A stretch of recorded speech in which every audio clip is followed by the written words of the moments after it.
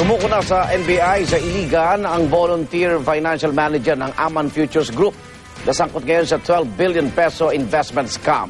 At sa kanyang paglutang, idinawit niya sa scam si Pagadian City Mayor Samuel Co.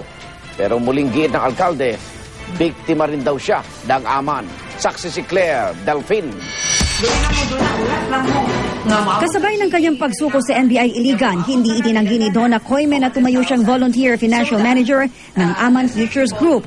Nasangkot siya sa grupo ng magtrabaho raw noong tutor ng mga anak ni Fernando Nonoy Luna, ang sinasabing kanang kamay ng may-ari ng investment group na si Emmanuel Amalillo.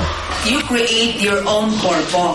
So, in order to minimize the number of people coming in, for instance, your corpo would raise 200,000. Trabaho raw ni Coyme na maglabas ng cheque mula sa Aman Futures Group at mag-ayos ng record ng mga investor. Sabi niya, aabot daw ng 500 milyong piso ang halagang kanyang naiproseso sa Aman. Wala rin daw siyang impormasyon sa kinaroroonan ngayon ni Luna at Amalillo. Gayunman, gusto niyang maging state witness. Ayon kay Coyme, mismong si Pagadian Mayor Samuel Co. namuhunan daw ng 30 milyong piso sa Aman. Nag-refer pa umano ito ng mga investor sa kumpanya at namahagi pa ng mga cheque mula kay Amalillo. Alam, busing magpunta ko niya. Busing, usakon man ni busing. Isa nga, diri lang mo doon na, hulat lang mo. Nga maabot ang chiki ka ni Aman. Nga kung maabot na gali, dagana, o kay bawon mininyo, kay mubalik me, kay ato nang i-distribute sa mga tao. Pero tahasan itong itinanggi ng alkalde sa aking eksklusibong panayam sa kanya. Malayo sa katotohanan niya, no? Because I am never part of their operation. I was never part of their operation. Ayon kay Ko, ni hindi raw niya personal na kilala si Coyme. Kaya nagulat siya nang bigla raw itong makiusap sa kanyang opisina na tulungang ipamahagi ang mga post-dated check para sa ilang investor nang magsara ang Aman. Hindi na nila ma-distribute doon because they're afraid. They're afraid na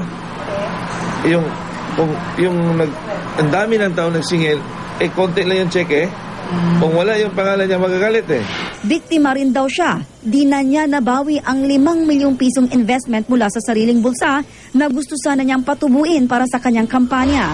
What if umabot ito ng 15 months? Di hanggang eleksyon na.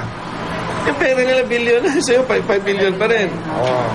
So, sa amin as a politician facing the election, sumugal ka na. Bilang patunay umano na di raw siya sangkot sa scam, ipinakita niya ang sulat niya sa sangguniang panglungsod ng Pagadian at sa NBI para paimbestigahan ang operasyon ng Aman. Sa ngayon ay nasa 39 na ang nakatagdang kasuhan ng NBI kaugnay ng 12 billion peso investment scam kasama ang may-ari ng Aman's Futures Group na si Emmanuel Amalillo na patuloy na pinaghahanap sa Malaysia. Officially, nakipag-coordinate na kami and we sent notices both to Interpol.